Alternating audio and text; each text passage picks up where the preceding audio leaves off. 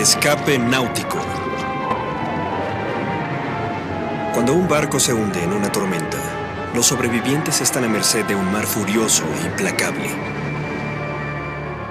El mar me sumergía. Iba a morir en esta agitación negra y me parecía terrible. Me estaba enfriando tanto que dejé de temblar.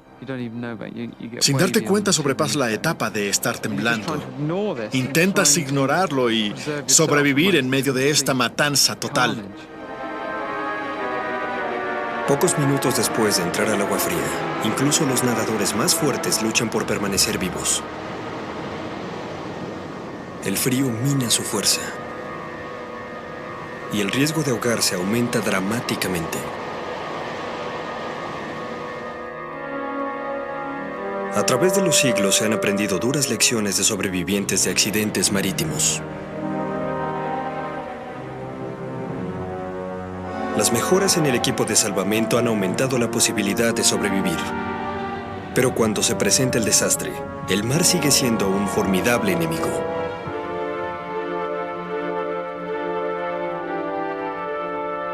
Los acontecimientos que se dieron con este infortunado barco ilustran los graves problemas de sobrevivencia en el mar. Como el Titanic y el Lusitania, el ferry Estonia era el orgullo de la tripulación. Atravesaba todos los días el mar Báltico entre Estonia y Suecia. Era una ruta transitada y la plataforma de autos sobre el nivel del mar iba llena. Zarpó el 27 de septiembre de 1994 con 1000 personas a bordo.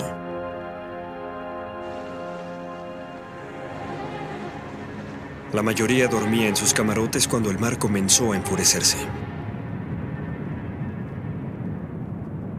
Una reconstrucción computarizada revela lo que pasó esa noche.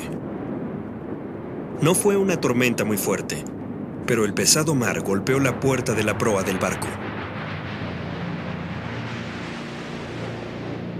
El golpeteo presionó el mecanismo de apertura hasta que las bisagras reventaron y la puerta de la proa quedó colgada.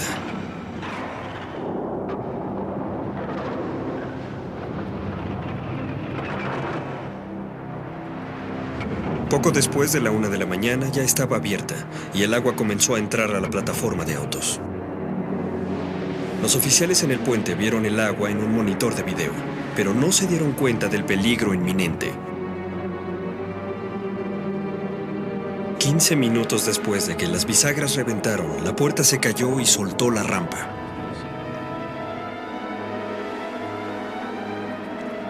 El barco siguió a toda velocidad un minuto más. El agua inundó la plataforma de autos y el Estonia comenzó a escorar.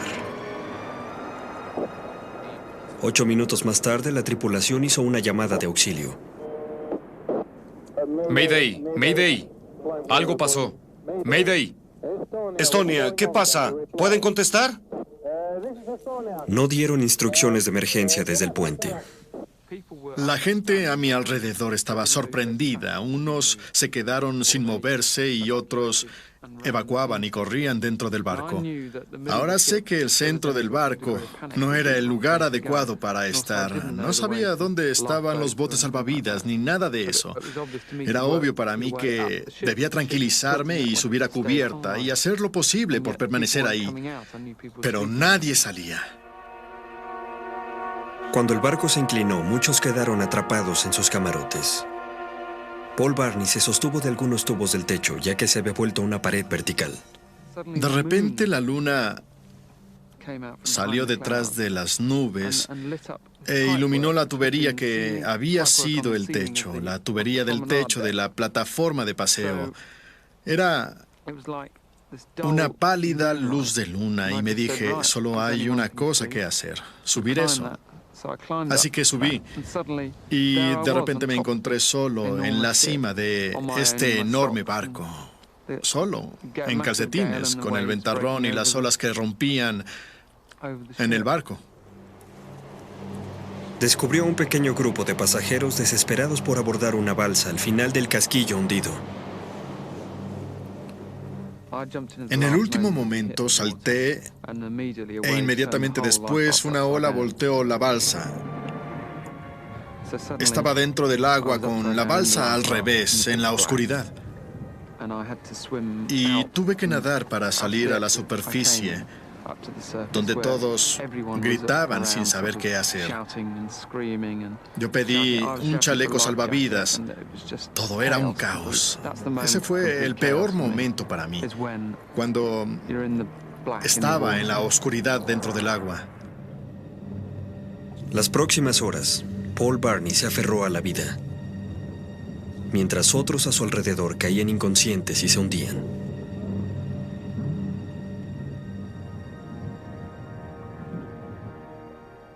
Desde que los barcos han navegado los mares, muchas vidas han estado en peligro. Hace siglos, en los días de los barcos de madera, no había botes ni chalecos salvavidas. Así que si un navío se hundía, la mejor manera de mantenerse a flote era encontrar un trozo de madera. Los barcos generalmente chocaban contra las rocas antes de que los marineros náufragos fueran rescatados. Este infame estrecho de la costa de Yorkshire cobraba más de 700 naufragios cada invierno a mitad del siglo XIX. Era necesario un nuevo método para salvar a los marineros desamparados.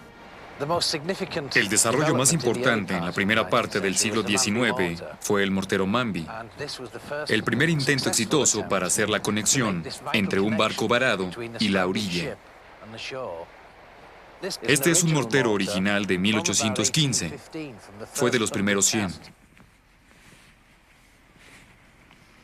La idea era lanzar una bala de cañón que llevara una cuerda de rescate. El problema era asegurarse que no se reventara. Sidney Alford, un experto en explosivos, sigue las instrucciones del capitán Manby, el inventor. Lo ata a una pieza de cuero para absorber el choque inicial de la explosión. Era esencial que la cuerda no se atorara cuando se disparaba del barco. Así que se hizo en estas cajas. Justo antes de disparar, quitaremos el marco y los ganchos caen al fondo de la caja. Ponlo ahí. Y ahora, como podemos ver, la cuerda sigue estando en la forma original y cuando la disparen, debe salir.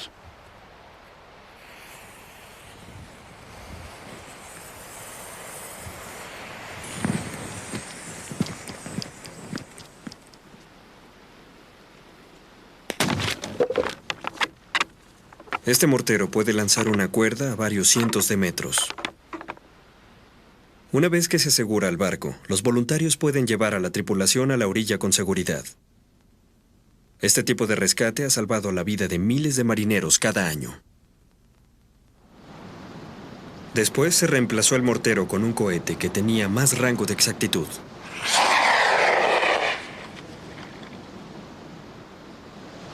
La cuerda impulsada por cohete se usó mucho en este siglo. Cada sobreviviente era llevado a salvo con un cinturón de corcho atado a una polea llamada boya de salvamento. Este equipo podía usarse solo cerca de la orilla o de otro barco. A mitad del océano, la sobrevivencia era un problema, especialmente cuando los barcos no eran de madera. Cuando se introdujeron los cascos de hierro, los pasajeros se preocuparon más por su seguridad. Si un barco de hierro se hundía, bajaba rápidamente y no habían escombros flotantes para sujetarse. Para calmar sus temores, los inventores de la empresa Victorian sacaron un equipo de sobrevivencia muy novedoso. Si el barco se hundía, un caballero podía entrar en el baúl de su camarote. Este modelo especialmente adaptado estaba recubierto de corcho para que flotara fácilmente, asegurando un regreso seguro a casa.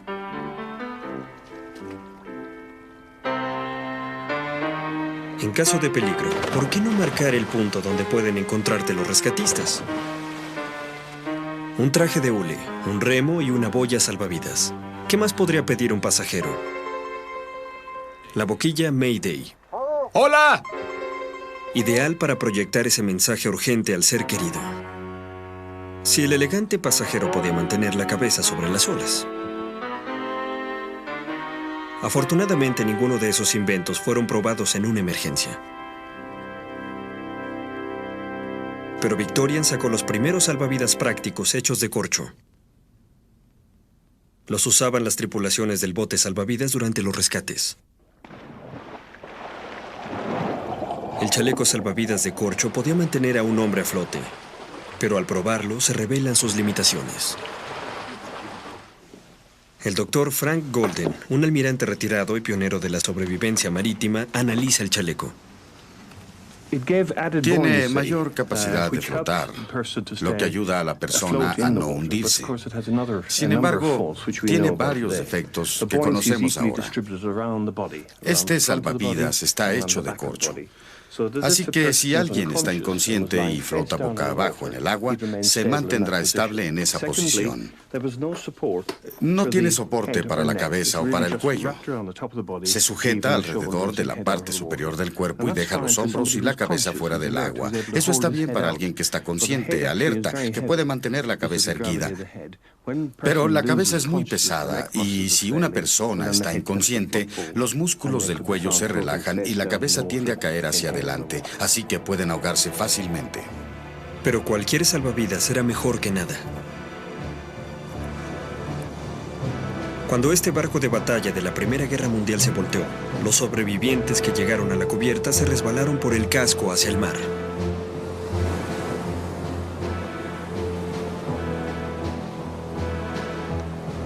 Más chalecos salvavidas.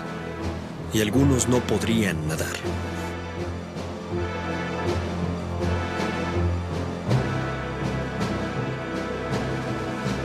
Si tenían suerte, podrían encontrar una plataforma Carly para sujetarse. Esas plataformas ligeras de aluminio llevaban comida y primeros auxilios, pero no servían si la fuerza de una persona se agotaba. Miles de marineros perdieron la vida en las frías aguas del Atlántico durante la Primera y Segunda Guerras Mundiales.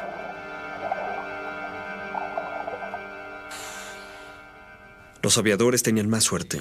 Estaban equipados con un Mae West. Los primeros eran inflados al soplar en un tubo. Flotaban fácilmente, pero tenían el mismo problema que todos los primeros chalecos salvavidas. Si un aviador caía inconsciente, era casi seguro que se ahogaría. Algunos de los problemas de los chalecos salvavidas fueron identificados en el Instituto de Medicina de la Aviación en Farnborough durante la guerra por dos oficiales médicos de la Fuerza Aérea llamados McIntosh y Pask. El doctor Edgar Pask fue el conejillo de Indias en una serie de experimentos en donde estuvo a punto de ahogarse. Pask heroicamente permitía que lo anestesiaran y le pusieran un tubo que le facilitaba la respiración mientras estaba inconsciente.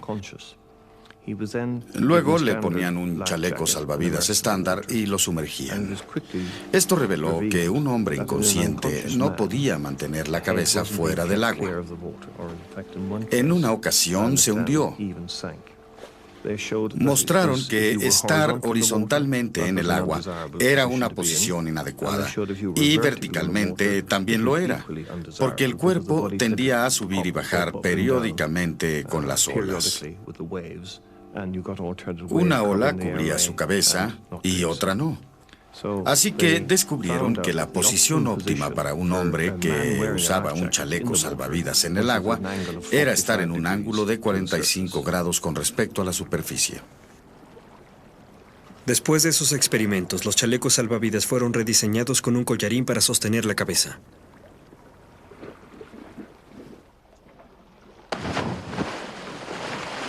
Con un chaleco salvavidas moderno, no importa cómo una persona entre al mar. Al salir a la superficie, la cabeza siempre se mantendrá derecha y fuera del agua.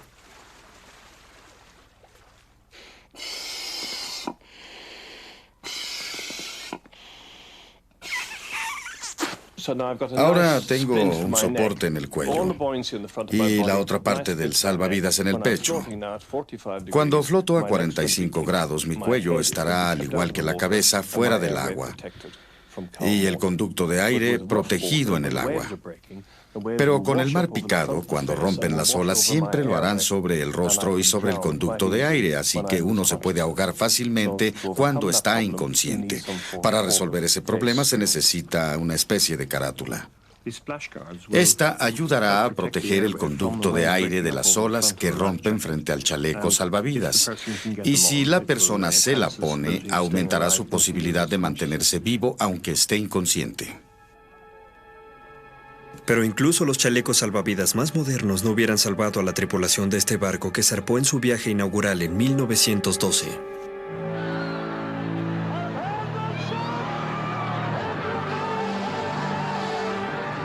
Después del desastre, cientos de personas saltaron al mar porque no había suficiente espacio en los botes salvavidas. El desastre del Titanic alertó al mundo sobre el verdadero peligro de abandonar un barco.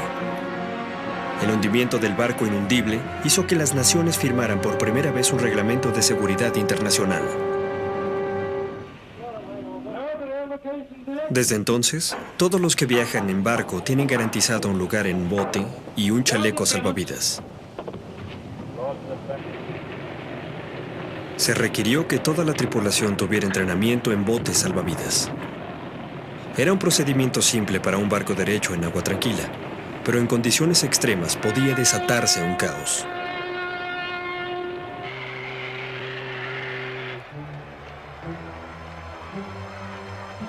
«22 años después del Titanic, en 1934, el Morro Castle zarpó de Nueva York a Cuba, lo que era un destino popular de cruceros en ese entonces. Estaba bien equipado con botes salvavidas, pero a los pasajeros no se les enseñó a usarlos. El capitán quería que todos disfrutaran de la atmósfera de fiesta.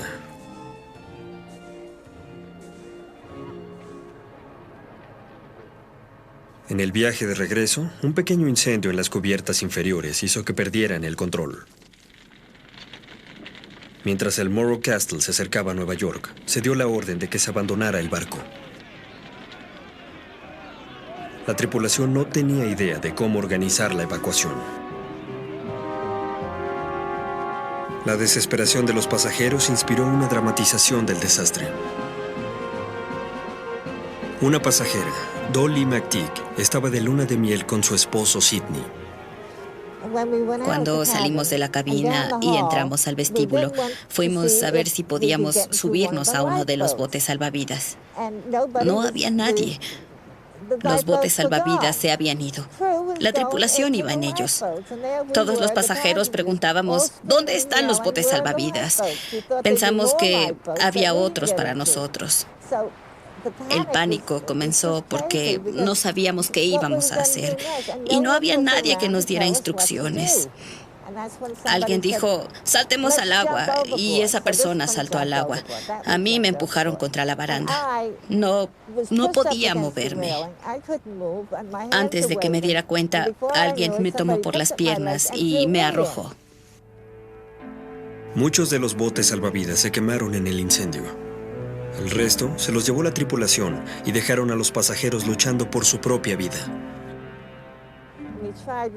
Intentamos alcanzar un bote y no nos dejaban subir. Nos decían, no, no, no.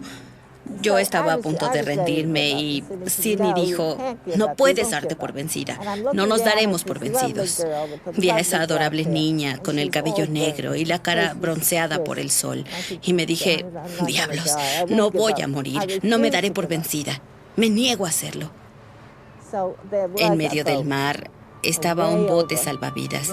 No sé de dónde sacamos fuerza suficiente para nadar hasta él, pero al menos ahí estaríamos a salvo.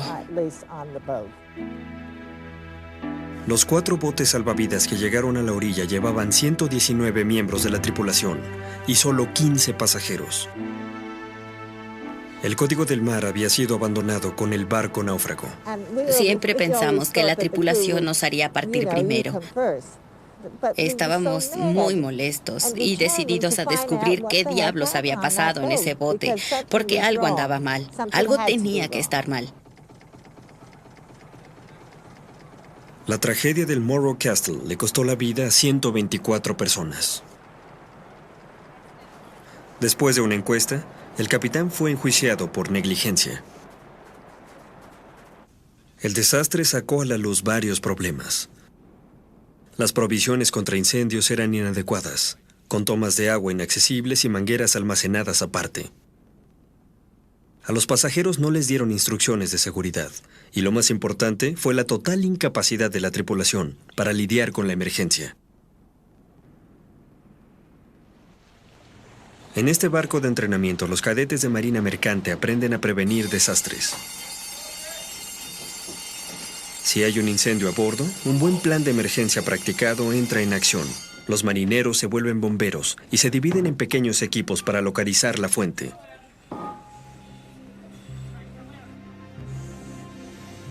Aprenden a usar aparatos de respiración para moverse en el humo.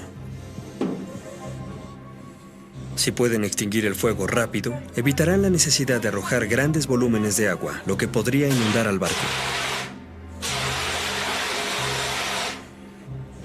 También son adiestrados para buscar víctimas del humo en los compartimentos del barco.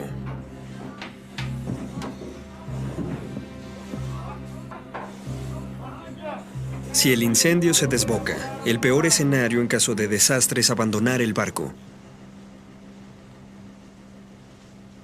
En momentos de peligro, ¿cuáles son las cosas más importantes que siempre les hemos enseñado? Orden y disciplina. Sin orden y disciplina, la gente saltará a los lados. Y si eso sucede, habrá algunos que caigan sobre otros, lastimándose mutuamente en el agua. Orden y disciplina es la clave. La única manera de abandonar un barco sin una importante pérdida de vidas es asegurar que todos conozcan el ¡Den procedimiento. la orden de abandonar el barco! Todos evacúen el barco. ¡Paren la máquina! Motores apagados.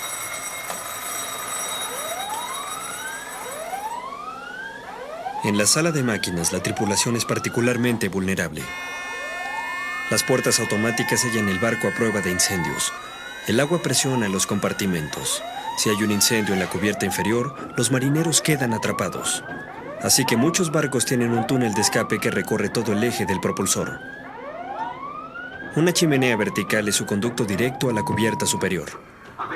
Todos evacúen el barco. No saber a dónde ir es un problema común. En un barco bien organizado, todos se reportan a una estación de reunión, donde se pasa una lista para asegurarse de que nadie falte. Suelten a la cuenta de 3. 1, 2, 3. Algunos de estos cadetes serán oficiales de crucero en el futuro. Algún día tal vez tengan que rescatar a pasajeros asustados y sin entrenamiento sobre las características del mar. Pero hay situaciones aún más extremas. El escape de un barco de guerra bajo el ataque del enemigo tiene sus propias reglas. Al igual que salvar vidas, la tripulación debe hacer todo lo posible por salvar el barco. Uno de los ejemplos más heroicos de esto fue a bordo del portaaviones USS Franklin. Lo bombardearon pilotos kamikaze en la Segunda Guerra Mundial. Las bombas y municiones que llevaba el barco comenzaron a explotar, desatando así disparos masivos.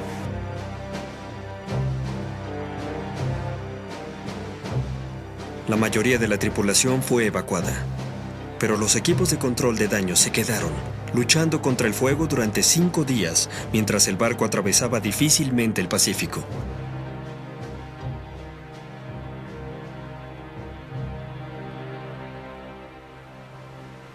Hoy en día, en Portsmouth, Inglaterra, un simulador llamado Hazard permite que los marineros practiquen el control de daño sin dejar el puerto. Trabajar en un compartimento pequeño mientras el nivel de agua aumenta hace que experimenten el terror de intentar prevenir que un barco inundado naufrague.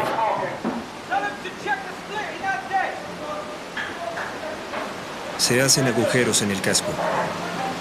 Su tarea es detener cada nueva fuga.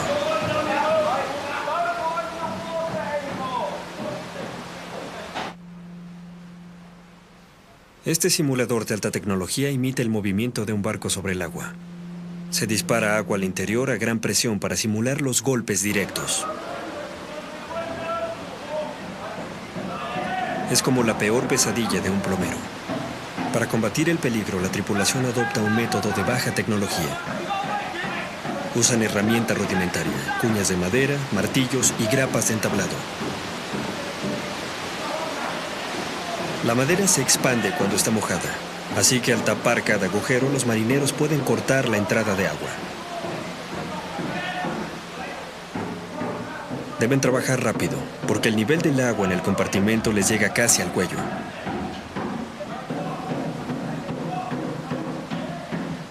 Mientras el interior sigue inundándose, el movimiento del simulador comienza a disminuir, como pasaría en un barco real.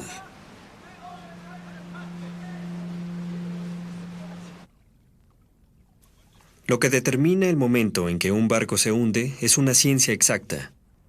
Un barco está más estable cuando puede enderezarse rápidamente. Paradójicamente, entre más rápido se incline, más estable es. Este modelo a escala de un destructor permite a los ingenieros navales ver qué pasa cuando las diferentes secciones del barco son inundadas. Entre más agua entra al barco, se vuelve más inestable. Al abrir este espacio que tengo aquí, permite que el agua entre rápidamente. Y luego, al inclinar el modelo de nuevo, se puede ver que su porcentaje de recuperación es cada vez menor. A medida que el agua entra al barco y se expande por toda la superficie, llega a un punto donde comienza a inclinarse. Y poco después, el capitán debe decidir en qué momento dará la orden de abandonar el barco, porque este ya no tiene salvación.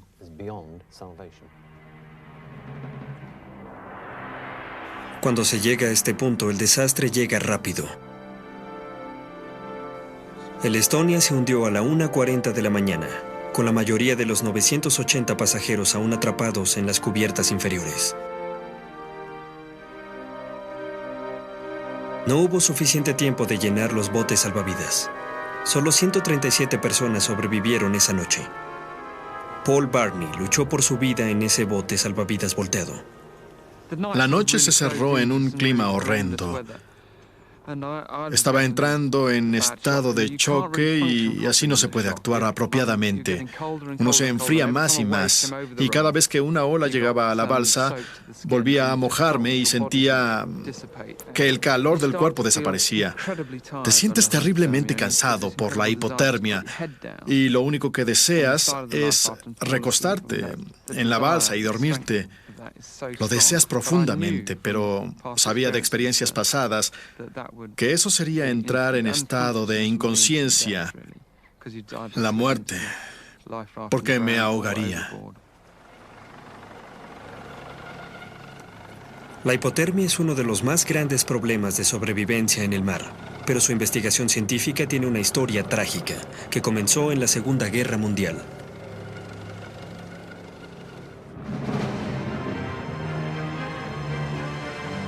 El alemán Luftwaffe estaba preocupado por el número de pilotos perdidos en el mar. A veces se mueren de frío, incluso después de que los rescataron. Este problema llevó a una serie de horribles experimentos en el campo de concentración Dachau. Los doctores nazi veían cómo sus pacientes temblaban lentamente hasta morir. Los perpetradores de estos estudios sin ética fueron encarcelados más tarde por crímenes de guerra. Uno de los pocos sobrevivientes era el prisionero holandés Post Wittenberg, quien tenía 25 años cuando le ordenaron que se desvistiera y entrara al agua helada. Estábamos completamente desnudos en el agua. No sé cuánto tiempo estuve ahí dentro. Pudo haber sido media hora o más. El agua estaba terriblemente fría. Mis músculos se congelaban. Casi no me podía mover y no podía hablar. Difícilmente podía decir algo. Y luego, en cierto momento, me sacaron de ahí y me pusieron en agua caliente. Pocos de los experimentos nazi tenían un valor científico, pero establecieron que el agua caliente era la mejor manera de tratar la hipotermia. También descubrieron que el ser humano cae inconsciente cuando la temperatura del cuerpo es menor a 28 grados. Cómo manejar esa información se volvió controversial porque se piensa que al menos 80 prisioneros murieron en estos brutales experimentos.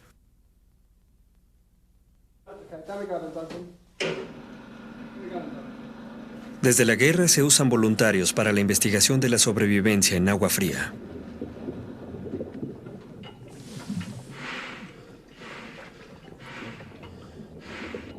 Los investigadores de la Marina Real filmaron una serie de demostraciones con los nadadores olímpicos británicos.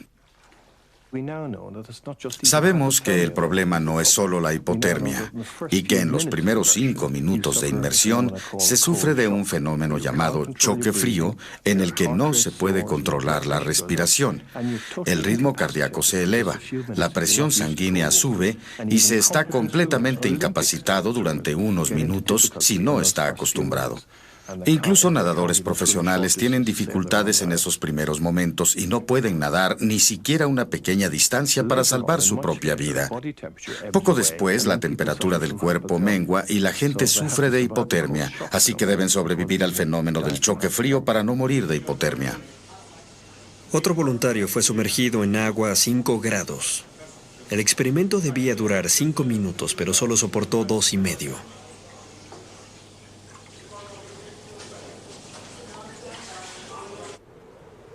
Paul Barney sintió que la hipotermia comenzaba a poner en peligro su capacidad de sobrevivir. No se puede pensar o actuar adecuadamente. Intentaba encontrar un chaleco salvavidas. Finalmente lo encontré, pero no pude ponérmelo. Fue muy difícil. Tenía las manos frías. No pensaba claramente por el estado de shock. Así que lo primero que pensé fue en salir de él, con respiraciones lentas como de yoga y así intentar reducir mi frecuencia cardíaca. Sabía que la adrenalina no me servía porque estaba quemando toda mi energía. Incluso las acciones más simples se hacen imposibles en agua fría. Pensamos que sería buena idea probar los efectos del enfriamiento corporal superficial en algunas acciones simples de sobrevivencia, como abrir una señal.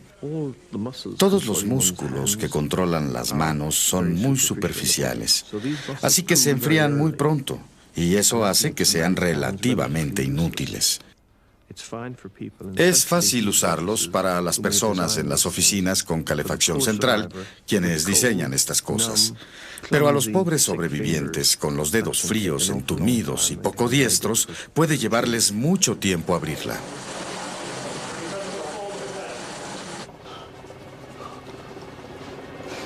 Mantenerse con vida después de abandonar un barco es muy difícil. Pero un reto de sobrevivencia aún más difícil es escapar abajo del agua, de un submarino.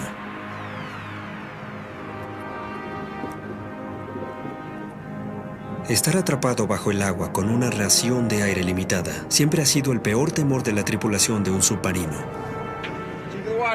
Último hombre del puente, escotilla asegurada, listo para bucear. Último hombre del puente, escotilla asegurada, listo para bucear. El primer rescate o escape de un submarino grabado fue tal vez en 1851, cuando un sargento de artillería bárbaro llamado Wilhelm Bauer, que también fue de los inventores del submarino, desarrolló un bote que era muy efectivo para su tiempo y que se atascó en el fondo del puerto de Kiel.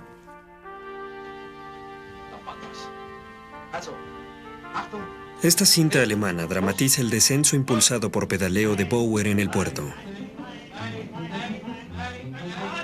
Todo salió bien, hasta que el agua comenzó a filtrarse por el casco. Se hundió rápidamente hasta el fondo. Llevaba a 2 asistentes que de inmediato sintieron pánico.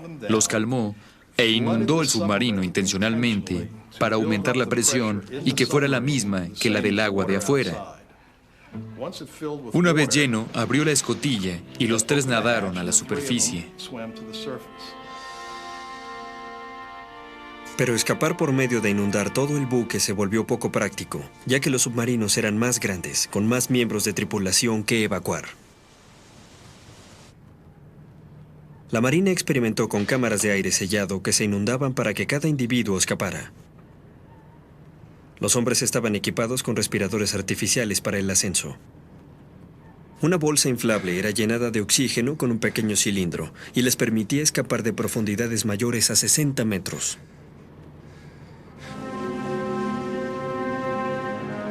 En 1939, un accidente en el USS Squalus hizo que el submarino se hundiera a 72 metros.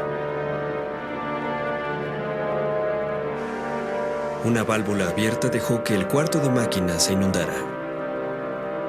Para salvar el submarino, la tripulación selló el área, sacrificando a 26 hombres del otro lado. Los sobrevivientes temían estar demasiado profundo para arriesgarse a escapar con el respirador artificial. Su única esperanza era esperar a que los rescataran. A lo largo de la costa este se puso en marcha una operación de emergencia. Un barco con una nueva cámara de rescate McCann, sin haber sido probada, se apresuró al lugar. La tripulación del submarino se dio cuenta de que les llevaría al menos 24 horas llegar. Carl Bryson y Danny Persico eran jóvenes marineros de 20 y tantos años. El problema era mantenerse vivo. El aire estaba contaminado. Teníamos poco oxígeno y liberamos una parte. Sacamos todo el sodio que teníamos para absorber el dióxido de carbono. Sin embargo, en el bote el aire cada vez estaba peor. Lo más importante que debíamos hacer era cuidar el oxígeno. Hicieron bajar a un buzo para que atara cables guía a la cámara de rescate y pudiera descender a la escotilla de escape. Podía escuchar los pies de los buzos con sus grandes zapatos de metal cuando pisaban la cubierta. Fue muy claro y podía escuchar sus conversaciones en el micrófono del casco. Era muy claro. Y el lenguaje que usaba era muy grosero por los problemas que tenía para atar el cable. Con la cámara atada al submarino, el rescate podía comenzar.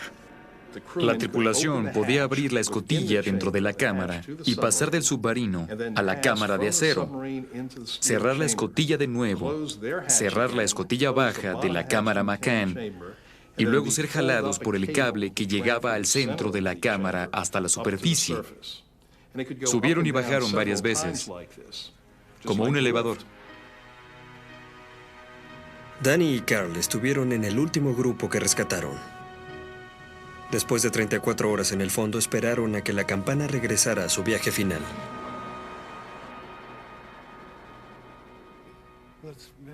Nos sentimos bien hasta que llegamos a un nivel de 45 metros y no podíamos subir ni tampoco podíamos bajar. Los cables elevadores se habían enredado, así que los hombres estaban atrapados en la campana a la mitad del camino entre el submarino y el barco. La única manera de salvarlos era sacar la campana manualmente.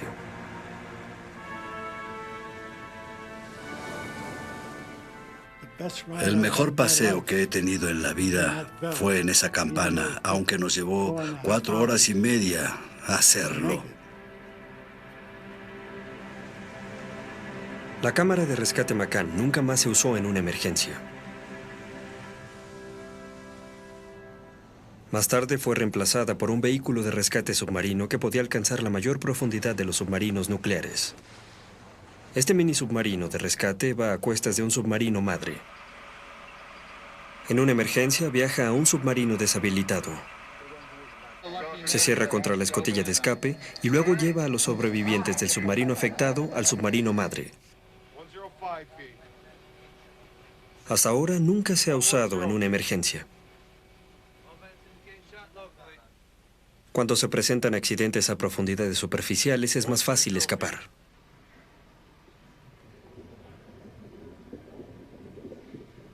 En este tanque de agua, las tripulaciones de submarinos británicos aprenden el método de ascensión flotante.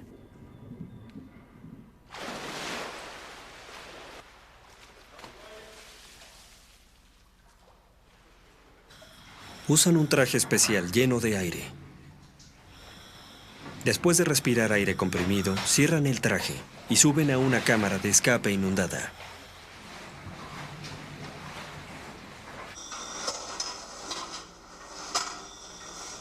La capacidad de flotar del traje garantiza un rápido ascenso.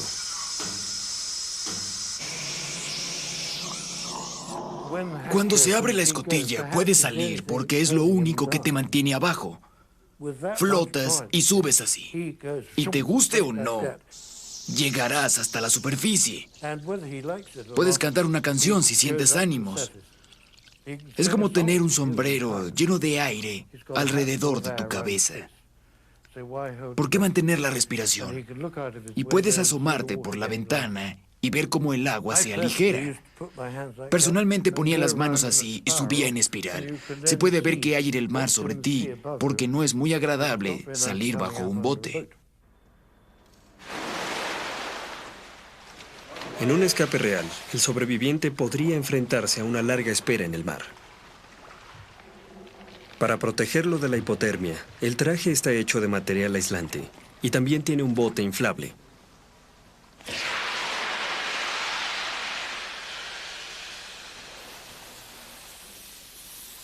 Lo mantiene fuera del agua, aislado del frío. Las balsas salvavidas son cruciales para prevenir un rápido descenso en la temperatura del cuerpo tan común en todos los sobrevivientes del mar.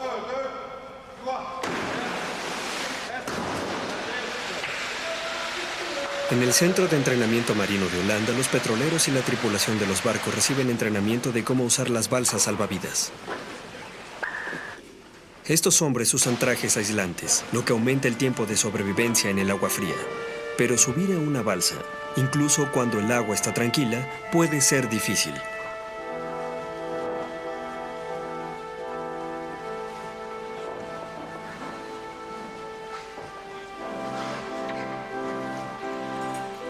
La mayoría de los barcos llevan balsas autoinflables que pueden ser desplegadas rápidamente. Pero como descubrió Paul Barney, a veces se voltean por el viento o por las olas. En la prensa inglesa comentaron que debimos tratar de enderezar la balsa, pero en esas condiciones parecía una sugerencia completamente absurda. Era imposible que 16 o 20 personas lo hicieran en medio de un fuerte ventarrón, con una oleada de 12 metros cerca de un barco hundiéndose. No había manera de que las personas se comunicaran entre ellas, y menos que una sola pudiera bajar a todos. Para resolver estos problemas, este barco fue diseñado con una nueva manera de evacuar a las personas. El Stern Explorer es un ferry de alta velocidad. Aunque puede llevar hasta 1.500 pasajeros, este catamarán gigante no tiene botes salvavidas.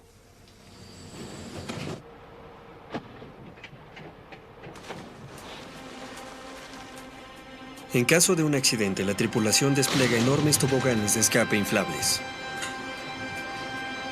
Están participando en una prueba de evacuación monitoreada por la Agencia de Seguridad Marina de Bretaña. 200 miembros de la tripulación deben mostrar que pueden evacuar a todo el barco en menos de 18 minutos.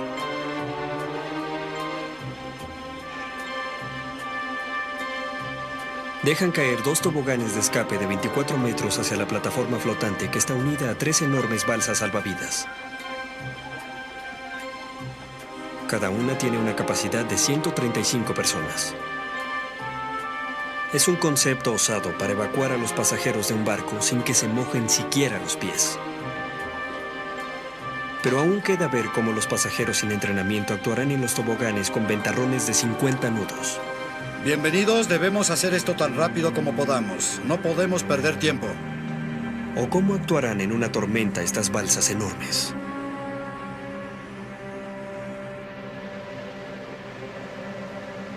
Uno de los lugares más difíciles de escapar es de una plataforma petrolera en el mar. El riesgo de incendio y la gran altura de las plataformas hacen que la evacuación sea particularmente difícil. Una solución a este problema la dio la compañía holandesa llamada Berghoff. En los 50, Jost Verhoef inició una pequeña compañía que más adelante produciría una nueva forma de bote salvavidas. Mi padre era un maestro de las artesanías. En ese entonces, a principios de los 50, encontró la manera de hacer botes salvavidas de aluminio que nunca antes se habían hecho. El aluminio tenía muchas ventajas. Era fuerte, ligero y a prueba de fuego. Pero Verhoef sabía que para mejorar los botes salvavidas, el sistema de lanzamiento necesitaba ser rediseñado.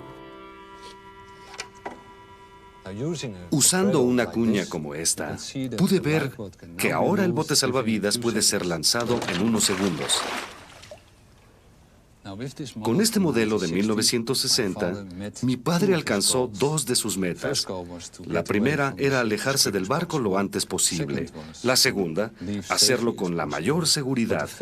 Pero la tercera no pudo alcanzarla en ese entonces. Quería tener un bote que se mantuviera derecho bajo cualquier circunstancia. Esa meta tomaría más tiempo para llevarla a cabo. Verhoef siguió adelante y construyó un prototipo de tamaño natural. Lo probaron en el canal cerca de la fábrica.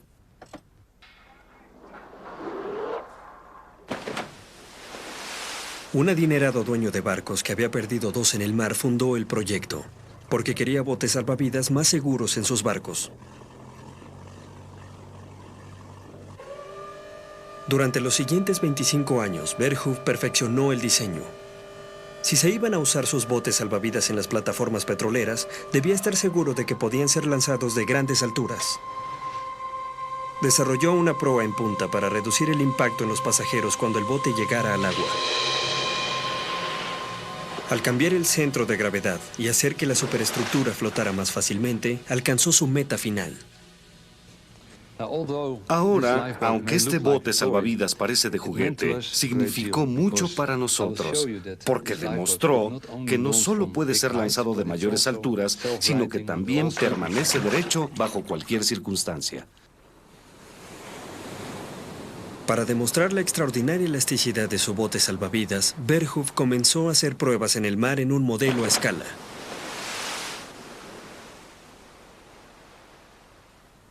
A pesar del éxito de sus pruebas, no encontró compradores. Demostró que el bote podría sobrevivir a las olas más grandes. Era completamente a prueba de agua e incluso podía soportar el fuego. Siempre hay la posibilidad de que la plataforma esté en un mar de fuego. Y para evitar que este bote se incendie cuando es lanzado en caída libre, está equipado con un sistema de rocío de agua en el exterior. En 1984, Verhoef probó el bote para ver qué suerte tendría en un mar incendiado. Se incendiaron 5,000 litros de queroseno. Cuando se disparó el sistema de rocío de agua, el bote fue rodeado por las llamas durante 10 minutos.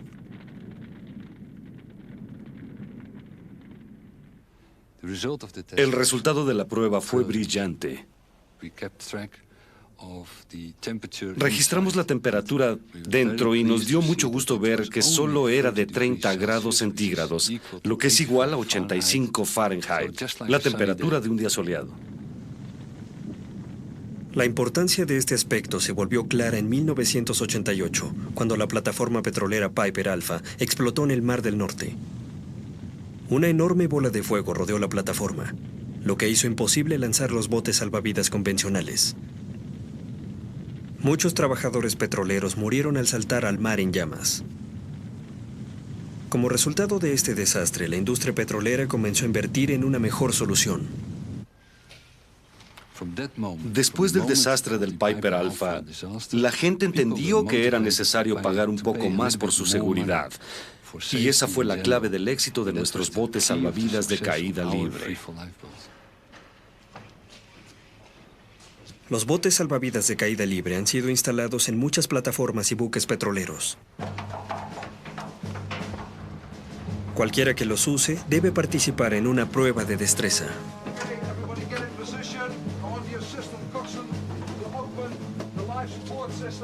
Todos los pasajeros deben estar sujetos para la gran caída.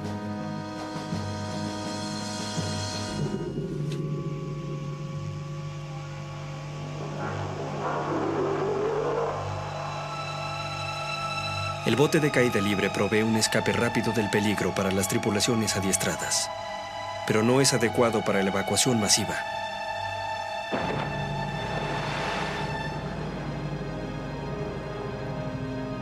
Hubiera sido difícil de desplegar en un barco tan rápido como el Estonia.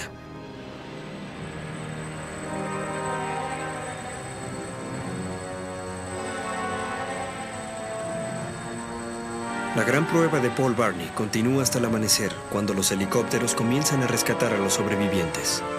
10 personas en su bote salvavidas no lograron pasar la noche.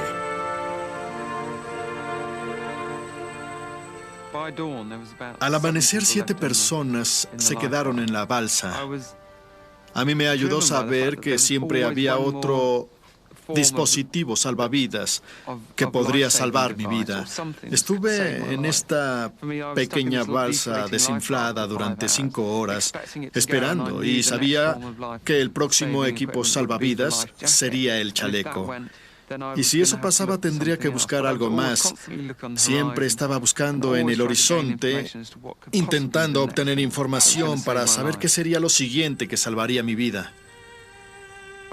Me quitaba a la gente de encima diciéndole, todo saldrá bien, puedo aguantar. No sabía que yo era el último que estaba en el bote salvavidas, hasta que vi la filmación.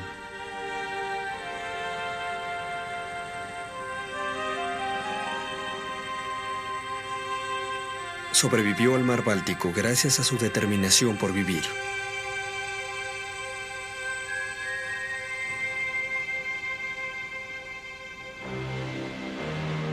El horror de esta tragedia inició la acción internacional. Ahora, los ferry deben tener sistemas de evacuación automática y botes salvavidas que no se volteen en una tormenta.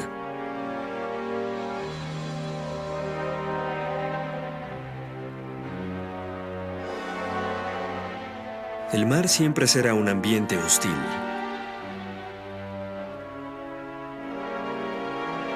Pero las lecciones de los desastres pasados tienen la clave de nuestra sobrevivencia.